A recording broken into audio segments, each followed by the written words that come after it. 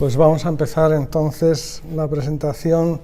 Este es el libro que estamos presentando, que es versa sobre la psicología de la creatividad y consta de dos partes fundamentales. En la primera parte se hace una exposición de las teorías actuales en torno a los procesos creativos, los símbolos que aparecen en el inconsciente y que se proyectan en la obra a medida que el trabajo del creador, cualquiera que sea, va progresando, ¿no?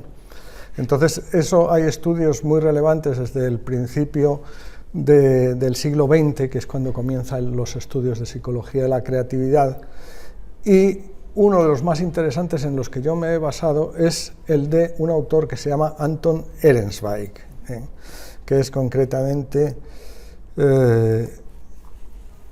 esta persona que aparece aquí en esta imagen que está manipulada, ya sabéis, porque la foto que está es la única foto que hay de él en todo Internet.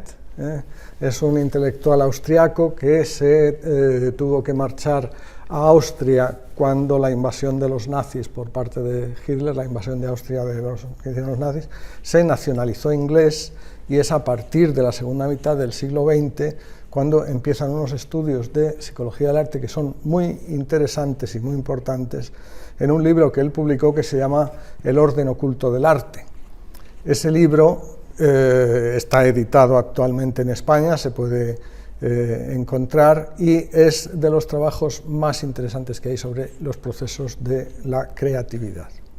Entonces vamos a ver nosotros dos cosas. En primer lugar voy a introduciros un poquito este tema de los procesos inconscientes que acompañan a todo trabajo creativo, y en la segunda parte vamos a ver cómo esos símbolos que estudió Ehrenzweig se pueden encontrar de forma clarísima en uno de los procesos creativos más interesantes de toda la historia de la pintura europea y de toda la cultura europea, que son el conjunto de las pinturas negras de Goya, que actualmente, ya sabéis que estas pinturas eran pinturas murales que luego fueron trasladadas a lienzo y que actualmente podemos ver en el Museo del Prado.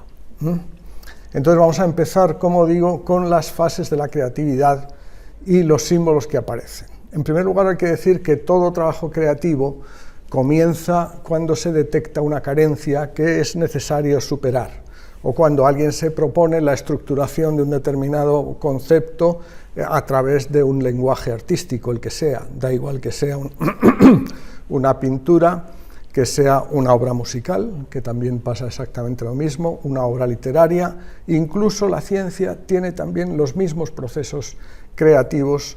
Y, de hecho, la psicología de la creatividad, por extraño que nos pueda parecer, se inicia con las observaciones que hizo un matemático a finales del siglo XIX, que era Henri Poincaré.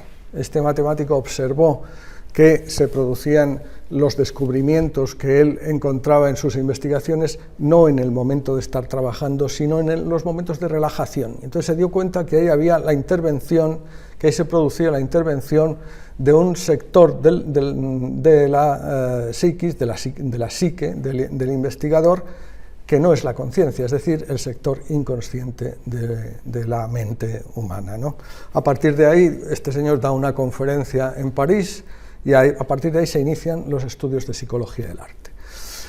Concretamente, ahora ya me voy a centrar en los de Anton Ehrenzweig. Este investigador detectó tres fases fundamentales en lo que se refiere al proceso creativo. En la primera fase, que es una fase de desestructuración del proceso creativo, aparecen símbolos, desestructuración de la conciencia, mejor dicho, del creador, aparecen símbolos que están relacionados con la dimensión oral del inconsciente. La dimensión oral es aquellos aspectos de la energía inconsciente que se satisfacen a través del órgano de la boca. Ya sabemos que cuando nacemos, el primer canal que tenemos para comunicarnos con el mundo exterior es el contacto con la madre a través de la lactancia, a través de la boca, en definitiva. Y esa es la primera relación que tenemos con el mundo exterior. Por lo tanto, estos símbolos de la oralidad quedan reflejados en el inconsciente en la fase más superficial del inconsciente. Símbolos propios de esta fase oral pues son, aunque parezcan cosas muy alejadas, el fuego. El fuego, por ejemplo, es un símbolo que está relacionado con la oralidad. Y podríamos pensar que esto es algo un poquito extraño, ¿no? Pero es que en la forma de hablar nosotros habitualmente, en el discurso más normal, se usa sin darnos cuenta, se asocia el fuego con contenidos de carácter oral. Por ejemplo, las llamas, se dice, las llamas lamían la fachada de tal edificio, por ejemplo. O otra vez se dice, el fuego devoró completamente el bosque o la ladera del monte o lo que fuera, ¿no? Realmente estamos asociando de manera inconsciente el elemento de la realidad del fuego con la dimensión oral, ¿no? Entonces el fuego, el devoramiento, el corte es otro símbolo también típico de la dimensión oral y además está relacionado con el pensamiento. Hay que tenemos que darnos cuenta de que, por ejemplo, el niño, cuando imitando a los adultos empieza a intentar hablar, está utilizando evidentemente el órgano de la boca, tiene que esforzarse, que los labios, la lengua, tiene que esforzarse para reproducir las palabras que oye a los adultos, y además esas palabras las identifica con realidades del mundo exterior. Ese identificar las realidades del mundo exterior es la semilla del pensamiento, es empezar a hilvanar procesos mentales con realidades exteriores. Es poner nombre a las cosas, es un poco determinar la esencia de las cosas, de una manera primero muy general, muy superficial, pero esa es la semilla del pensamiento, de manera que la energía que nutre el pensamiento originariamente tiene carácter oral. Y eso se va percibiendo en un montón de producciones del inconsciente, ¿no? Entonces, el corte sería semejante a un tipo de pensamiento muy concreto, que es el pensamiento analítico. El pensamiento analítico lo que hace es descomponer cada realidad en sus partes componentes para llegar a la esencia de esa realidad. Eso es el análisis, ¿no? Ir viendo cada una de las partes que integran un todo para llegar a la esencia de ese todo. Es decir, es como si tuviéramos un bisturí intelectual, es el corte. Por eso el corte se asocia inconscientemente al pensamiento analítico, Y finalmente, cuando la energía oral adquiere características negativas, la vivencia subjetiva del creador en estas fases de la creación subjetivamente suelen ser más bien desagradables, puesto que es el sentimiento de castración, que es el momento en que la propia estructura de la conciencia relativa al problema que estemos tratando queda desbaratada precisamente porque nos encontramos con esa dificultad que el proceso creativo pretende resolver. Entonces el sentimiento de castración, el sentimiento de que nuestra estructura consciente no sirve, de que no tenemos instrumentos de actuación, eso a nivel instintivo primario es un sentimiento tan desagradable como eso de sentirse anulado, desacreditado, castrado, en definitiva. Después la energía alcanza profundidades mayores, ¿no? Y entonces ya el carácter que adquiere la energía está relacionado con la analidad, Son símbolos de carácter anal que ya veremos que también se relacionan de una manera aparentemente lejana con la analidad. Pero la analidad es una cosa muy importante porque el niño, el bebé más bien, alrededor del año o año y medio, empieza a aprender el control de sus esfínteres. A través de ese control es capaz de retener un impulso que proviene del inconsciente, un impulso instintivo de la evacuación, y realizar luego esa evacuación de manera controlada. Es la primera vez que el niño percibe que su yo es capaz de controlar procesos naturales, reprimir aspectos instintivos, ¿no? Y entonces esto está relacionado también con la capacidad del yo para reprimir el instinto, para detener el proceso vital, para suspenderlo momentáneamente. Y entonces símbolos anales son todo lo que se relaciona con estar atrapado, sepultado, el golpe mortal y la muerte en sí misma como retención extrema del flujo vital, son símbolos que aparecen en este nivel del proceso creativo. Finalmente se da lo que Ehrensweig llamaba la fase oceánica, en donde desaparecen estos ataques de la energía del inconsciente sobre la conciencia y se percibe un sentimiento de unión con la realidad que nos circunda. Entonces aquí los símbolos que aparecen son siempre símbolos en donde se producen las síntesis de contenidos contrarios, donde desde el inconsciente surge la idea que soluciona el problema. Bueno, fundamentalmente aquí los símbolos son el mandala, el niño divino. El mandala es un símbolo que proviene o que está que aparece con mucha frecuencia en las producciones orientales. Ya sabéis que un mandala es un símbolo fundamentalmente basado en la centralidad y que da idea de algo total, ¿no? Entonces, vamos a ver cómo estas tres fases del proceso las vamos a reconocer de manera muy clara en esta creación de Goya, que es la Quinta del Sordo, ¿no? La Quinta del Sordo, como vosotros sabéis, era una finca que estaba en las afueras del Madrid de entonces, ¿no? En la cual Goya pintó en las paredes de su finca estos cuadros que tenemos aquí, ¿no? Estos cuadros que son muy famosos, que los habréis conocido, que están actualmente en el Museo del Prado. Esta finca pasó a los herederos de Goya y hacia los años 70 del siglo XIX la compró un noble francés, un aristócrata francés, que se llamaba Émile de Rangier, que consiguió que las pinturas se pasasen a lienzo.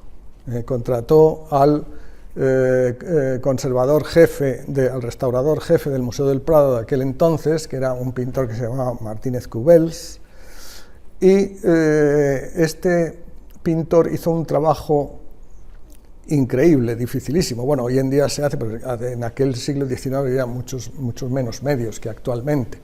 Antes de trasladar las pinturas al lienzo, se fotografiaron por un fotógrafo que era un señor que se llamaba Jean Laurent. Naturalmente las fotos están hechas en torno a 1873-77, aproximadamente estuvo un proceso de 3 años y por lo tanto las fotos son en blanco y negro. Pero eso es suficiente para que nosotros veamos que realmente los cuadros que hay hoy en el Museo del Prado son exactamente lo que pintó Goya sobre las paredes de aquella finca de las afueras de Madrid, ¿no?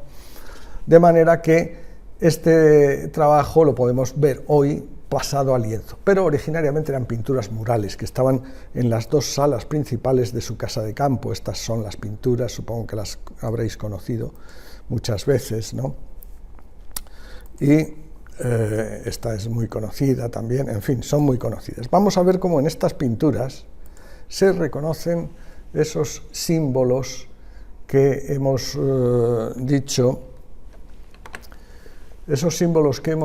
que son característicos del proceso creativo. Pero primero vamos a ver cuáles son las circunstancias que llevan a Goya a hacer ese conjunto tan extraño para la época en que fue pintado y tan difícil de interpretar, que solamente a través de la psicología podemos realmente interpretar los procesos que ahí reflejó Goya. En primer lugar, hay que recordar que Goya en 1792-93, a finales del 92 y el primer cuarto del 1793, Goya padeció una enfermedad terrible, una enfermedad que, aparte de ponerle al borde de la muerte, pudo superarla, pero se quedó completamente sordo. Se quedó completamente sordo a raíz de esa enfermedad. Y entonces, ¿qué es lo que sucede? Esto va a tener consecuencias importantes para la psicología del pintor, naturalmente, puesto que la comunicación con el mundo exterior queda bastante dificultada. realmente las dificultades, puede que nosotros, que si no estamos en contacto con alguna persona sorda, no nos demos cuenta de lo mucho que queda dificultada esa relación con los demás y con el mundo exterior. ¿Eso qué significa a nivel psicológico?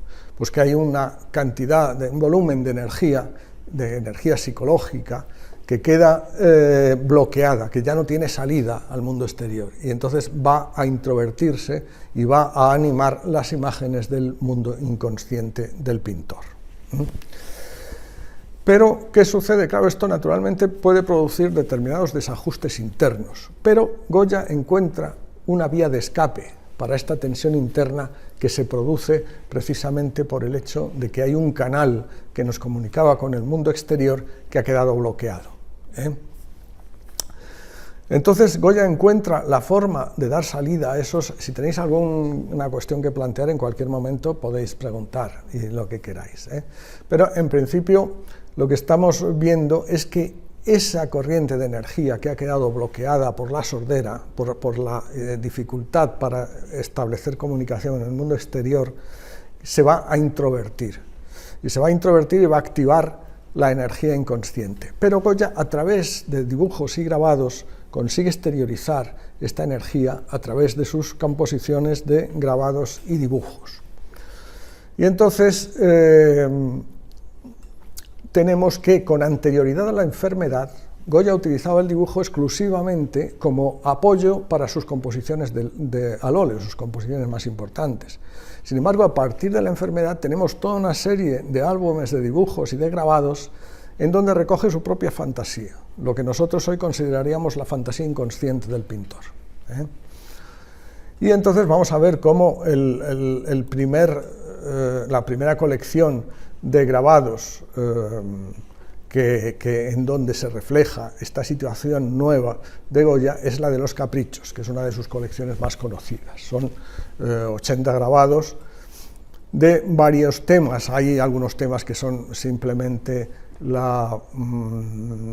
sátiras de algunos de las costumbres de su época, pero hay otras donde simplemente deja volar su imaginación, y esas son las más interesantes para detectar estos contenidos más personales suyos, ¿no?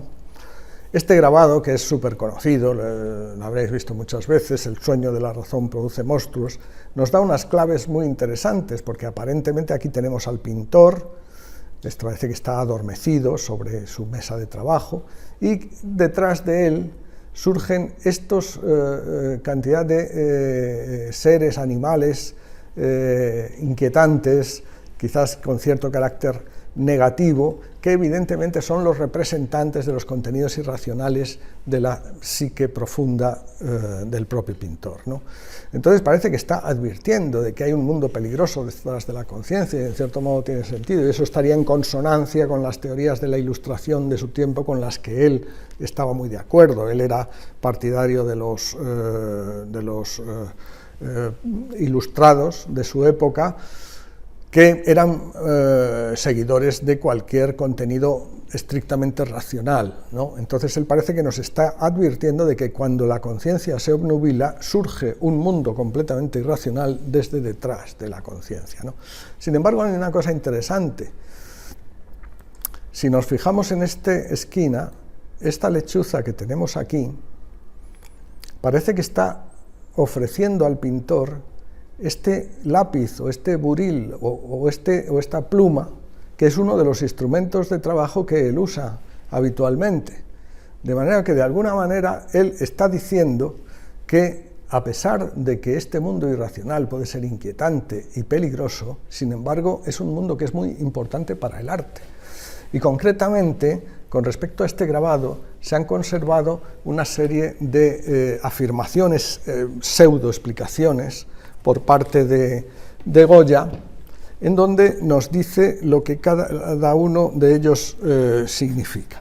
Y concretamente hay un manuscrito en el Museo del Prado que se piensa que es autógrafo de Goya, que es un manuscrito que es del propio Goya, y referentemente a este grabado dice lo siguiente: la fantasía abandonada de la razón produce monstruos imposibles, unida con ella es madre de las artes y origen de las maravillas. De manera que, de alguna manera, él dice claramente que esta energía nutre el campo del arte de una manera muy positiva, ¿no? Él es consciente ya totalmente de que hay un mundo, hay toda una vida detrás de la conciencia que tiene un valor fundamental para el arte. Entonces, eso lo tiene ya claro en 1799 y va a ser muy importante. Entonces, aquí, por ejemplo, tenemos otro de los grabados de esa colección, en donde esto es una fantasía completamente personal, evidentemente, como podemos ver, y entonces, si nos fijamos un poco, veamos que tiene un carácter oral muy claro, porque fijaros que este duendecito se llama este duende, tiene una boca muy pronunciada, con unos dientes afilados que ya nos está advirtiendo de su posible peligrosidad. En la mano tiene un vaso, o sea, está bebiendo, está realizando una acción que es puramente oral. Este otro duende que tenemos aquí abajo también está comiendo, tiene un plato aquí y un vaso aquí, está comiendo, está realizando una función oral plenamente. Luego, si nos fijamos, esta abertura que tiene aquí tiene una extraña forma de boca, como si estuviésemos dentro de una boca y estuviéramos viendo la boca desde dentro, ¿no? Es como si estuviésemos en el sector oral del inconsciente.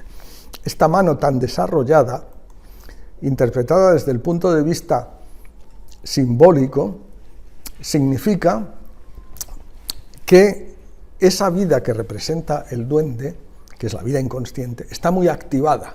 La mano es el órgano, o es uno de los órganos que nos sirven para manipular el mundo exterior, aumenta nuestra capacidad de acción, nos permite transformar las cosas, nos permite actuar sobre el mundo.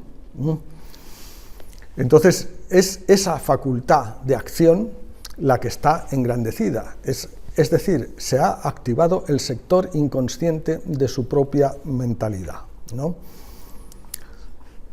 Y este de aquí es un grabado muy importante, porque a pesar de que parece que se refiere simplemente, parece que es una crítica del matrimonio o de la situación a la que llegan algunos matrimonios, ¿no?, de enfrentamiento.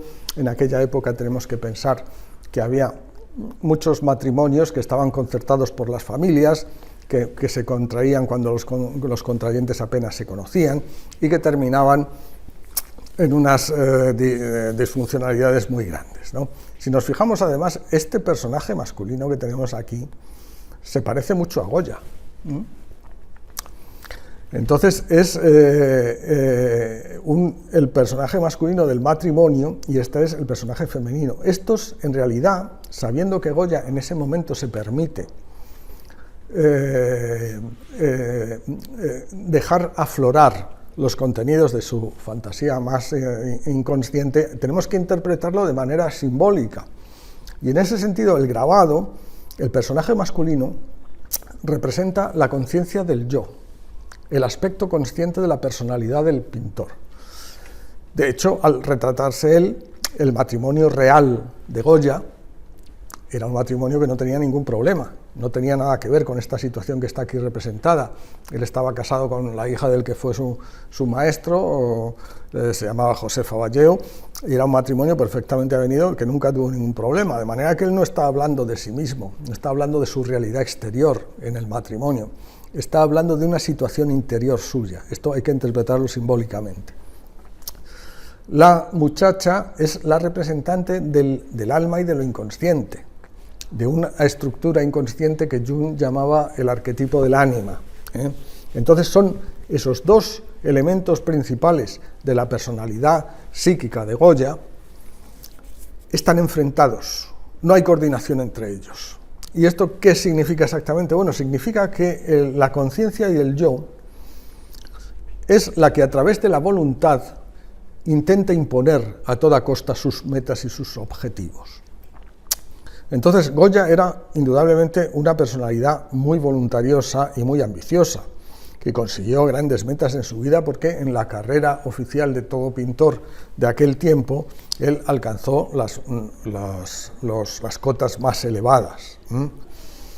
Fue primer pintor de cámara del rey, el retratista de moda en la alta sociedad de su tiempo y director de la Academia de Bellas Artes, y realmente consiguió un éxito absoluto en su tiempo. Se codeaba con la nobleza de su tiempo, en los salones ilustrados, con los principales personajes de su tiempo. Y lo había conseguido todo a base de un trabajo enorme, de una gran voluntad. Sin embargo, la muchacha lo que representa son los impulsos que provienen del sector inconsciente, son las solicitaciones del inconsciente, que a Goya le hubiera gustado poder prescindir de esas solicitaciones que no se adecuaban a su proyecto vital, a sus intereses, a su ambición, a la satisfacción de sus aspiraciones. Y entonces ese conflicto, que es un conflicto que tampoco es que fuese excesivamente grave, mientras Goya tuvo en su vida otras compensaciones en el mundo exterior. Pero todo va a cambiar después de la guerra. Después de la guerra, durante la guerra, muere su mujer. Todas las personas con las que él se relacionaba a través de los salones, pues van a tener que exilarse en Francia cuando vuelve Fernando VII. Los ambientes donde él se relacionaba con la gente desaparecen, de manera que socialmente está mucho más aislado. Las modas también cambian y ya no es el pintor ni el retratista de moda entre las clases altas.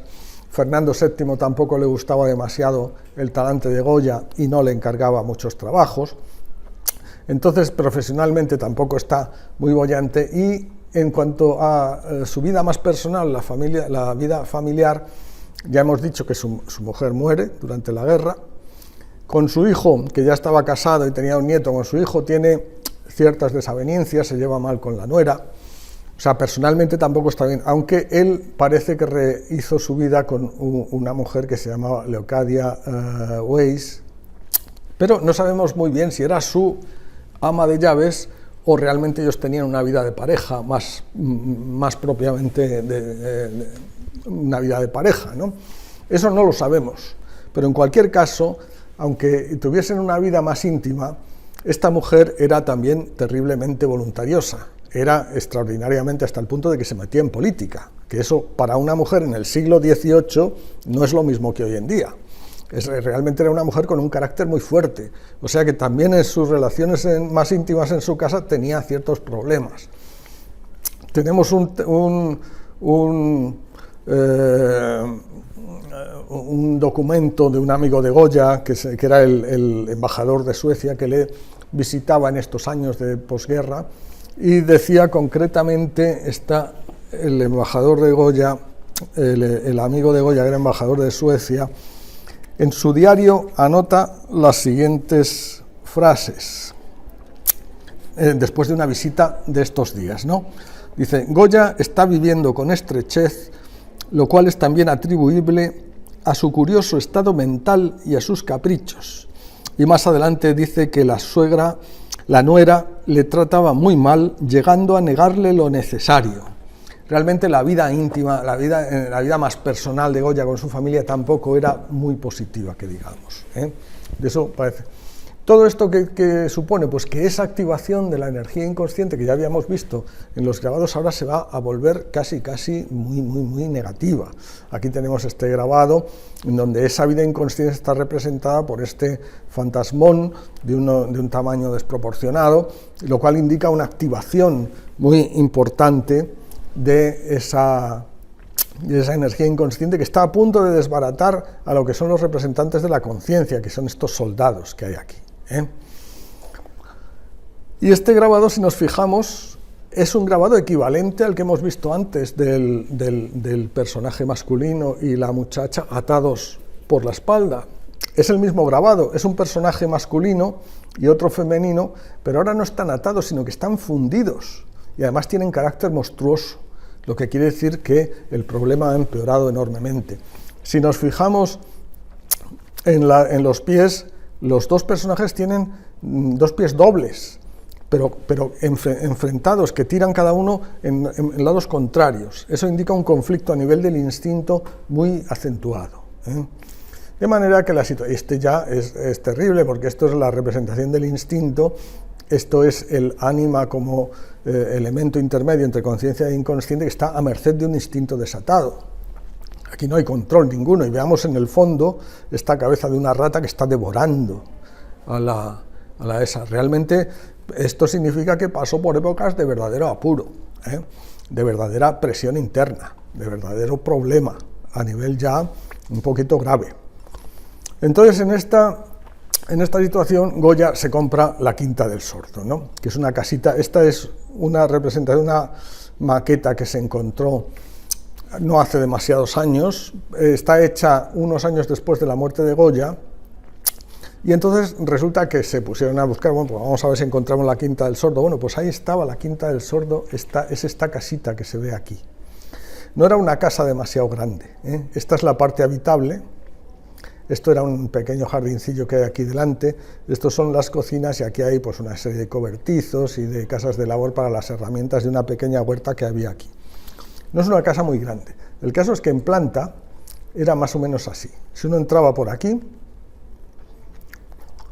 tenía un hall, y aquí a la izquierda una habitación más o menos amplia, que podría ser un cuarto de estar, por ejemplo, y un gabinete.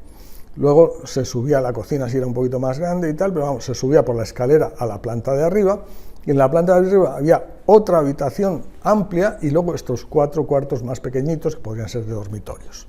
En fin, para la vida de la familia podía valer, pero no es que fuese una casa donde uno pudiera estar. La vida se tenía que hacer necesariamente en estas 2 habitaciones, que son las 2 habitaciones donde estaban las pinturas negras. Esta es la planta baja, y esta es la planta de arriba. Son las 2 habitaciones donde estaban las pinturas negras. Pero es que tenemos que pensar que estamos en el siglo XIX, entre 1820 y 1823. En esos momentos no había tubos de pintura. Los pintores se tenían que coger los materiales, molerlos ellos mismos, mezclarlos con gomas, barnices, colas y todo tipo de instrumentos, y con eso luego ponerse sus bastidores. Bueno, esto era sobre pared, son pinturas al óleo, aunque estén sobre pared, pinturas al óleo. Tenemos que pensar que en estas 2 habitaciones que hemos visto antes, en estas 2 habitaciones, pues tendría que haber un montón de cacharros, y además olería a guarrás, a barnices, de una manera que la vida cotidiana era muy difícil. Por lo tanto, parece bastante, a pesar de lo que se haya dicho hasta ahora, parece más claro que esa casa no se usó nunca para estar. La familia no podía vivir ahí. La familia suya era Goya, Leocadia Zorrilla y 2 hijos de Leocadia, 2 hijos pequeños, Rosarito y otro un poquito mayor. ¿Cómo vas a vivir con 2 niños pequeños aquí oliendo a gorras todo el día y sin poder tener un espacio con mesas llenas de materiales, machacando los minerales, mezclándolos con barnices y eso? Es muy difícil que él viviera. Yo pienso que la familia no vivió nunca aquí. Entonces, ¿qué hizo Goya ahí? Durante esos 3 años se dedicó, él tenía la experiencia por los grabados y los dibujos, como hemos visto, de que grabando y dibujando sus obsesiones íntimas sentía una especie de relajación de la presión interna. Entonces, mi opinión es que él se vio tan presionado por ese mundo interior que durante 3 años se puso aquí intentando librarse de él, exponerlo, vaciarse, digamos, de estas obsesiones, pintándolas en las paredes de su Quinta del Sordo, porque él sabía que esa exteriorización, lo sabía por propia experiencia, no por conocimiento intelectual de ningún tipo, ¿no?, sino por propia experiencia, que ese vaciamiento del contenido interior produce una liberación de eso. Y hoy en día los psicólogos utilizan muchas veces muy frecuentemente técnicas parecidas, ¿no? Hay técnicas para librar de la presión del inconsciente a los pacientes que consisten en esto, en hacer que a través de distintos medios el paciente exteriorice sus distintas obsesiones. Claro, en época de Goya lo decimos, claro, pero hoy un psicólogo de hoy en día es capaz de orientar al paciente con respecto a lo que está pintando, y de esa manera que lo sepa asimilar mejor y se pueda librar de esas obsesiones. En aquel tiempo no podía suceder esto, claro, no había posibilidad de ninguna interpretación intelectual de esas fantasías que él exteriorizaba en la Quinta del Sordo, pero sin embargo eso no es demasiado importante. Y fijémonos que un psicólogo como Jung, que es uno de los, Carl Gustav Jung, es uno de los psicólogos más importantes del siglo XX, e incluso es uno de los pensadores más importantes del siglo XX. Pues él dice con respecto a esta cuestión: en el caso de la toma de posición frente al inconsciente, se trata de desencadenar procesos inconscientes que aparecen en la conciencia en forma de fantasías. Pero de decisiva importancia es que el paciente vivencie plenamente esas fantasías. Y en la medida en que una comprensión intelectual pertenece a la totalidad de la vivencia, las comprenda también. Con todo, yo no daría prioridad a la comprensión, pues lo esencial no es la comprensión e interpretación de las fantasías, sino el vivenciarlas. Esto lo dice un psicólogo del siglo XX, que tiene una experiencia, era psicólogo y psiquiatra, tiene una amplia experiencia en el mundo de la psicología y está hablando de este tipo de procesos, ¿no? Luego Goya pudo hacerlo intuitivamente también, el vivenciar en el mundo exterior esas fantasías a través de sus pinturas pudo librarle de esa tensión interna. El caso es que estuvo 3 años aquí pintando estas cosas. Y vamos a ver muy brevemente, porque no quiero cansaros tampoco, pues, ¿cómo? Dime. Y perdió el oído, ¿ya? ¿Perdón? Perdió el oído, ¿no? Sí. ¿A qué edad lo perdió? Pues Goya nace en 1746 y en 1793 pierde el oído, de manera que tenía 47 años. O sea, que estaba en la mitad de su vida. Entonces, vamos a ver muy brevemente, pero es que él vivió hasta los 84, concretamente, por ahí, ¿no? Entonces le quedaba más de media vida e incluso un poquitín más. Entonces, media vida en estas situaciones es bastante duro, puede ser, ¿eh? Vamos a ver cómo aquí hemos visto, si recordáis que al principio hemos hablado de una serie de símbolos orales, después aparecían unos símbolos de carácter anal relacionados con el atrapamiento y la muerte, y luego el desahogo de la tercera fase del sentimiento oceánico. Bueno, vamos a ver cómo estas fantasías que pinta Goya, este es el cuadro bastante conocido, sabéis que el pretexto consciente de esta pintura es un mito de la mitología griega, que es Saturno devorando a sus hijos, ¿no? Entonces, pero fijaros cómo está distorsionada la figura, cómo realmente no parece interesarle la reproducción fidedigna del hecho en sí, sino que está más bien expresando las vivencias que pueden desprenderse de una situación de este tipo. Evidentemente, un devoramiento, ¿qué carácter tiene? Pues un devoramiento está relacionado con la boca, es un ataque de carácter oral, ¿eh? De manera que ya tenemos aquí uno de los cuadros que tienen carácter oral. Pero carácter oral tiene este también, porque ya hemos hablado antes de que el corte se relaciona inconscientemente con el pensamiento analítico, ¿eh? Aquí tiene un carácter negativo, es un ataque del nivel oral de lo inconsciente sobre la conciencia. Ya sabemos que el tema de esta figura, pues ya sabéis que es un episodio bíblico, que es Judith y Holofernes, pero eso, como si dijéramos, es, digamos, el motivo más superficial. Lo que realmente importa es lo que luego Goya se concentra en la figura de esta estructura femenina, que es lo que Jung llamaba el ánima, y de Holofernes no vemos más que un trocito de cabeza, aquí, si os fijáis, ¿no? De manera que lo que a él le interesa es este ataque con una espada, es decir, este ataque que ya sabemos que tiene carácter oral. Y todavía más claramente oral es este otro cuadro que tenemos aquí, porque fijaros que esta vieja cadavérica, con estos ojos desorbitados, está comiendo, una función típicamente oral. Y este otro personaje de aquí tiene unas hojas en blanco aquí y unos libros que parece que están ahí, y todos los críticos interpretan que lo que hace esta figura es que está leyendo, mientras que está comiendo, está relacionando también la actividad intelectual de la lectura con el alimento, con la interiorización, con la dimensión oral. en definitiva. De manera que estamos en estas pinturas, estamos todavía en el nivel oral de la imaginación, estamos en los primeros momentos del proceso con estas dos y con la otra que hemos visto. Pero luego tenemos aquí, si recordáis, inmediatamente debajo de la dimensión oral de la imaginación estaba la dimensión anal y que estaba en relación con la muerte, la retención, etc.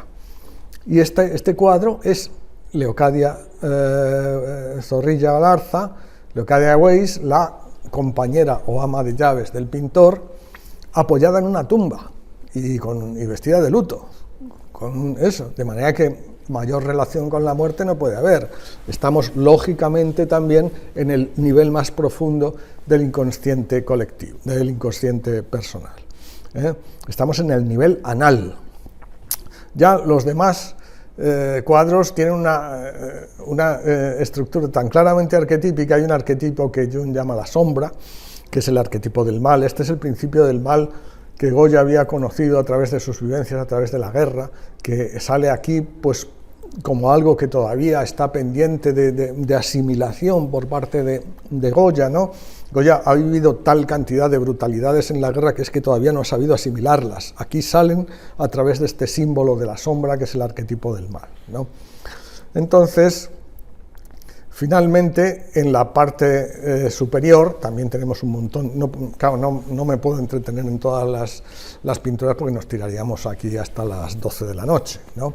Pero sí quiero que veáis que se producen la aparición de esos temas característicos del proceso creativo y que aquí culminan en esta pintura que es también muy conocida, la del perro, el perro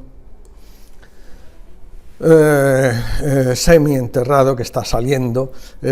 Fijaros que aquí hay una amplitud de celaje que se abre hacia lo alto, mientras que el perro ha estado aquí atrapado, como si dijéramos, sale de ese enterramiento que presidía Leocadia Zorrilla en ese dibujo que hemos visto hace un momento, ¿no? Sale trabajosamente, el perro aquí está representando el yo del artista medio atrapado por su propia interioridad, representado por la dimensión material terrestre y materna, que es el terreno del cual sale el perro semihundido, y que se abre hacia lo alto, hacia el espíritu, hacia la libertad, como si dijéramos, ¿no? Trabajosamente empieza a salir de ese enterramiento, pero empieza a salir, empieza a apuntar. Entonces no quiero seguir viendo más pinturas de estas, pero sí vamos a ver qué pasó con estas pinturas de la Quinta del Sordo, qué pasó con Goya después de esta experiencia, después de estos 3 años. Realmente podemos intuir si Goya consiguió librarse de su tensión interna, si consiguió mejorar en algo, si esto verdaderamente sirvió para algo, o si esto verdaderamente tiene el sentido que yo le estoy dando aquí en este momento. Pues vamos a ver qué es lo que pasó. En 1823 ya sabéis que acaba el trienio liberal, con la invasión por parte de los soldados franceses de los 100.000 hijos de San Luis. Se inicia el periodo absolutista final del reinado de Fernando VII. En ese momento el enfrentamiento entre liberales y absolutistas era tan brutal que Goya, temeroso de que no respetaran ni su vejez siquiera, porque él era ya un anciano, y en el siglo XIX a esas edades realmente era ya un anciano, pero las cosas estaban tan tensas que él tenía miedo de ser objeto de alguna fechoría por parte de los absolutistas. Entonces tuvo que esconderse en casa de un amigo, el abate Suato, el abate Duaso, que le tuvo escondido durante 6 meses en su casa, hasta que Fernando VII dicta una amnistía para todo el mundo, y entonces sale Goya libre de sus temores y consigue que la corte le dé permiso para irse a Francia. La excusa dice que el médico le había aconsejado que tenía que ir a Francia a tomar las aguas de Plombiers. La realidad es que quería salir del país porque el ambiente aquí ya era insoportable. Pero consigue salir del país sin tener que renunciar a su jubilación, que él era pintor de cámara del rey y lógicamente tenía que recibir una jubilación por parte de eso y que lógicamente le era necesaria. Entonces consigue salir legalmente del país después de que Fernando VII dicta esta amnistía, y entonces en Francia todavía le quedan unos años de vida, le quedan 4 años de vida, porque él muere en 1828. Entonces, ¿qué podemos saber de la vida de Goya en estos años? Sobre todo de su vida interior, que es la que a nosotros nos interesa, para saber qué efecto ha tenido esta experiencia de encerrarse con sus obsesiones en la Quinta del Sordo y pintarlas en las paredes de esa quinta. Bueno, pues podemos hacer lo mismo que hemos hecho hasta ahora, que es analizar sus dibujos. Y en los dibujos que él realiza en Francia, entre otros muchos, que no los voy a que están analizados todos en este libro, y luego en este unos cuantos de ellos, ¿no? Entonces, entre esos dibujos hay uno que es muy significativo, porque si os acordáis de aquel capricho en donde aparecía una mujer y un hombre atados por la espalda, y aquel otro de la colección de los disparates, donde aparecían 2 monstruos soldados por la espalda, que eran el enfrentamiento radical entre los 2 componentes básicos de la personalidad, conciencia e inconsciente, pues resulta que ahora ya tenemos aquí este curiosísimo dibujo, en donde tenemos una parte masculina y una femenina, pero que ya no están enfrentados, ahora conviven armoniosamente, ya no hay conflicto entre la conciencia y la voluntad del yo y el inconsciente, se han armonizado, ha conseguido resolver sus problemas y ahora tiene una vida armónica y feliz. Y así escribe aquí abajo, segura unión natural.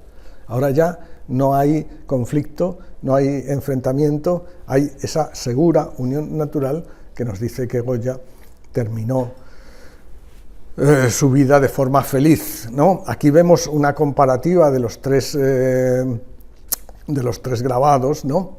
Este grabado, aquí está claro el enfrentamiento, pero aquí se ha agudizado muchísimo más y aquí está resuelto el enfrentamiento, De manera que tenemos una visión clara de cómo ha evolucionado a nivel interno el pintor gracias a ese experimento de la Quinta del Sordo de encerrarse con sus propias pinturas y conseguir solucionar un conflicto, además de forma no solo a nivel personal, tuvo que ser para él un gran triunfo, es que a nivel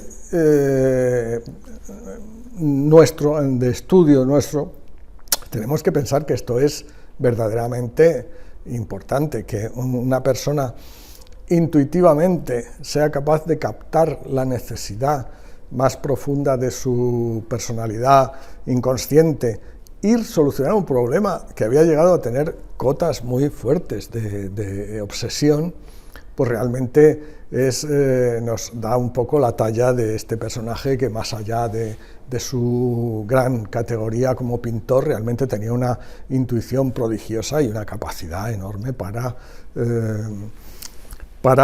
comprenderse a sí mismo. Entonces,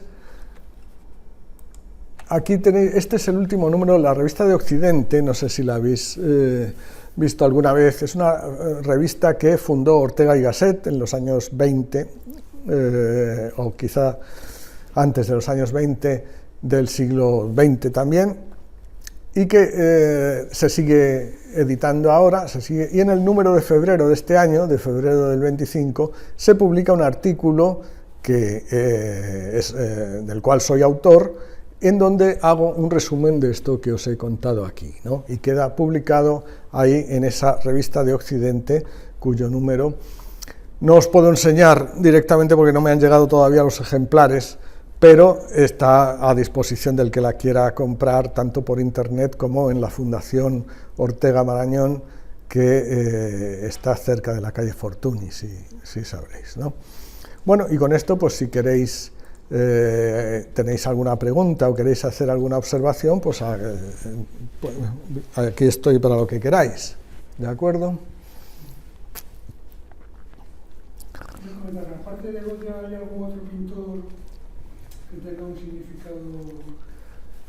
Bueno, esto sí es muy curioso.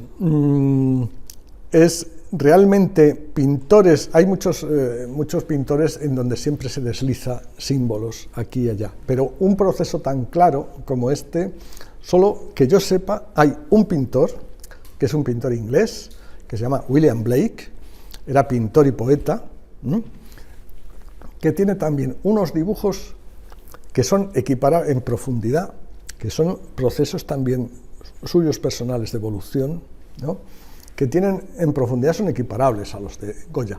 Ahora bien, como calidad plástica no tiene nada que hacer William Blake con Goya. Esto, aunque puede parecer un poco interesado por la cercanía que podemos tener nosotros con Goya, pero evidentemente Goya tenía mucha mayor categoría plástica y artística que William Blake, que sin embargo también es muy interesante en este sentido. En cuanto, por ejemplo, en la poesía, hay también un caso, en la poesía también se dan muchos casos en donde se va reproduciendo procesos de este tipo. Y hay casos donde se llega, porque claro, cuando se introduce uno en el propio inconsciente se corre el peligro de quedar atrapado ahí, ¿no? Y hay el caso del poeta alemán Hölderlin, que quedó enajenado durante los 30 últimos años de su vida. Carl Gustav Jung, este psicólogo del que os he hablado, analiza una serie de poemas de este poeta en un libro suyo que se llama Símbolos de Transformación, y ahí va detectando cómo el poeta también tiene algo semejante a esto, pero con un final peor, bastante terrible, porque cae en la locura. Pero hay también un proceso de introversión, de recreación en la propia interioridad. La vivencia de estos símbolos profundos se vive con un sentimiento que Jung llama la luminosidad propia del arquetipo, que es un sentimiento que te atrapa, digamos que te dan ganas de quedarte en ese mundo y olvidarte del mundo exterior. Eso, cualquiera que caiga ahí, si no se libra de eso, puede terminar enajenado, Entonces sí que hay casos de semejantes. Lo que pasa es que, digamos que de una forma tan clara, con una percepción que vemos desde el principio al final, cómo lo está usando con un determinado interés, eso es muy raro. Para mí es un caso excepcional el de Goya, es único, es un caso único.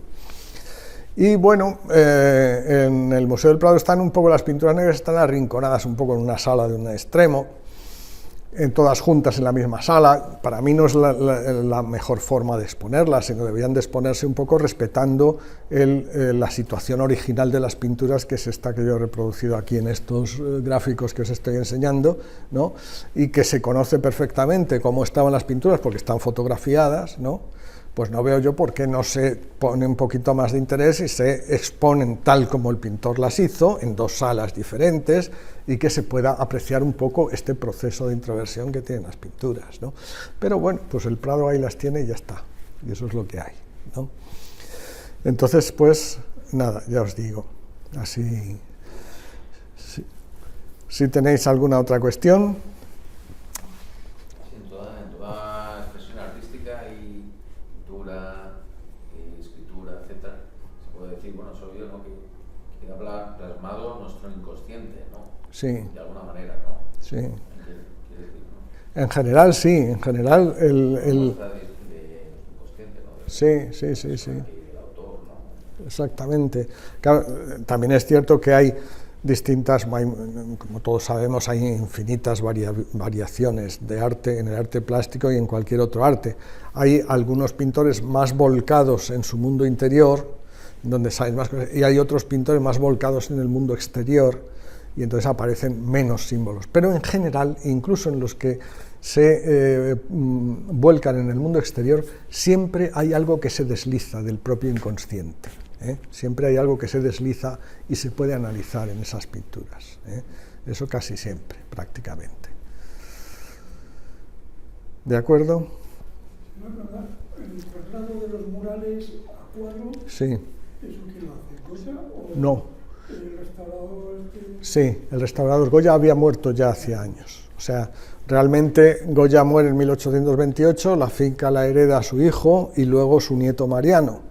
Mariano la vende, porque Mariano se gastó la fortuna que había heredado de los padres, necesitaba dinero, la vende la ESA, y cae en manos de este personaje francés, el barón Émile d'Erlanger, que bueno, que al final terminó donando las pinturas al Estado español, o sea que se portó bien el hombre, aunque primero intentó sacar partido económico él, porque primero encargó que las sacaran, y gracias a que encargó que las sacaran de las paredes y las volcaran en lienzo, las conservamos hoy, porque la Quinta del Sordo fue demolida hacia 1913.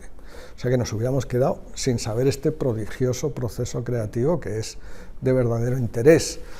Entonces, el barón Émile d'Erlanger, una vez que tuvo las pinturas sobre lienzo, las expuso en la exposición de París de 1780 o 78 por ahí, y intentó venderlas, pero no se las compró nadie, afortunadamente para nosotros, porque entonces decidió donarlas al Estado español, ¿no? Como entiendo que fue una buena cosa por parte de él, porque esto es evidentemente patrimonio de todos los españoles, pienso yo, ¿no? Es un patrimonio cultural de enorme importancia, ¿no? Y muy mal tratado hasta ahora, en mi opinión, pero bueno, eso es así, ¿eh?